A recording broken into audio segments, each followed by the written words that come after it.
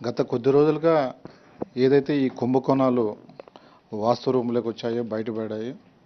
నిజంగా ఈ రాష్ట్ర ముఖ్యమంత్రిగా చంద్రబాబు నాయుడు ఆయన అధికారం చేపట్టిన నుంచి కూడా చాలా ఈ రాష్ట్రాన్ని అన్ని విధాలా దివాలా కోరం తీసే విధంగా ప్రవర్తిస్తున్నాడు.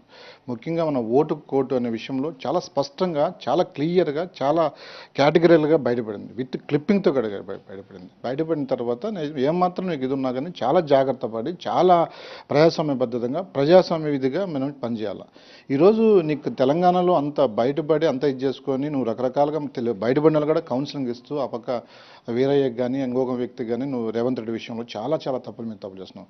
ఈరోజు అది ఒక విషయం అయితే ఈరోజు ఆంధ్రప్రదేశ్లో కూడా మీకు బలం లేని చోట చాలా క్లియర్గా, చాలా ఇదిగా నీకు ప్రకాశం అయితేమి, అదేవిధంగా కర్నూలు జిల్లాలో అయితే ఎక్కడ కానీ మీకు మెజార్టీ లేదు.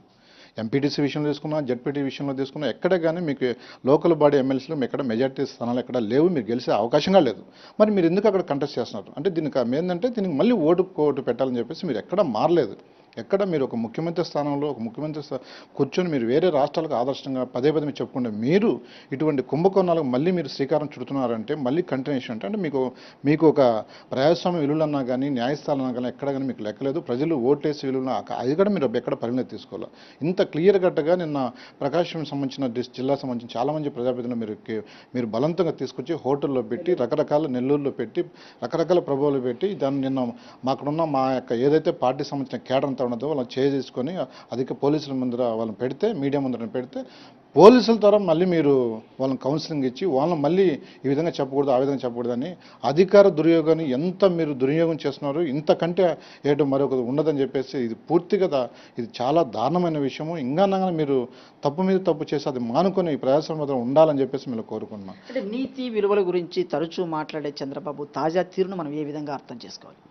చంద్రబాబు నాయుడు గారికి ఎందుకంటే మారినారు అని పదే చాలా ఉపన్యాసాలు ఆయన ఎలక్షన్ ముందు ఆయన ఇచ్చాడు.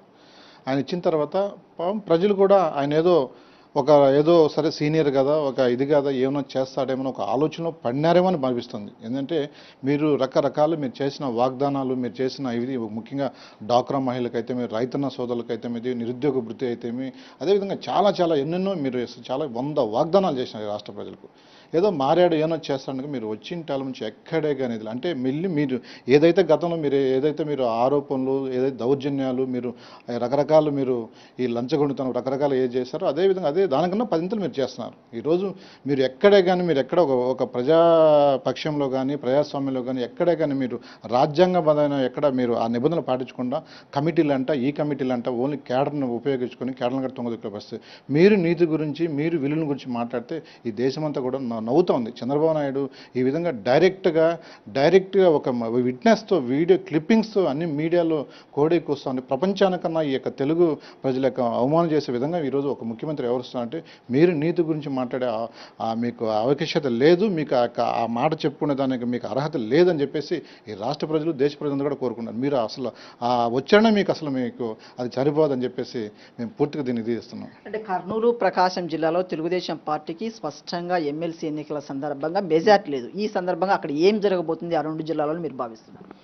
మేము ఖచ్చితంగా ప్రకాశము, కర్నూలు రకరకాలు వాళ్ళు ప్రభావాలు పెడుతున్నారు. ప్రజాప్రతినిధులకు డబ్బులు ఇస్తున్నామని చెప్తున్నారు, మీకు పదవులు ఇస్తున్నామంటూ, లేదంటే ఆయన లాస్ట్లో ఉపయోగించేదంటే మేము అరెస్ట్ చేయిస్తాం, దొంగ కేసులు పెడతాం, రకరకాలు ఈ చేస్తామని రకరకాలు పెడతాం. కానీ ఖచ్చితంగా ఏదైతే జరుగుతున్న కర్నూలు కానీ ప్రకాశం కన్నా 2 లోకల్ బాడీ ఎమ్మెల్సీలు ఖచ్చితంగా వైఎస్ఆర్సీపీ కైవాసం చేసుకుని దాంట్లో ఎక్కడ సందేహం లేదు. ఖచ్చితంగా ఎంపీటీసీలు కానీ జడ్పీటీసీలు కానీ మున్సిపల్ చైర్మన్లు అందరూ కూడా భారీ ఎత్తునగా ఖచ్చితంగా మేము మీరు బలాన్ని బట్టి చెప్తున్నారు, మీకు స్పష్టమైన మెజార్టీ ఉంది, కానీ అక్కడ ప్రజాస్వామ్యబద్ధంగా ఎన్నికలు జరిగే పరిస్థితి కనిపించట్లేదు కదా. ఖచ్చితంగా చంద్రబాబు నాయుడు గారు, తెలుగుదేశం కేడర్ అంతా కూడా అందరూ ప్రజాప్రతినిధులు, మంత్రులు కూడా చాలామంది అధికార దుర్వినియోగానికి పాల్పడుతున్నారు.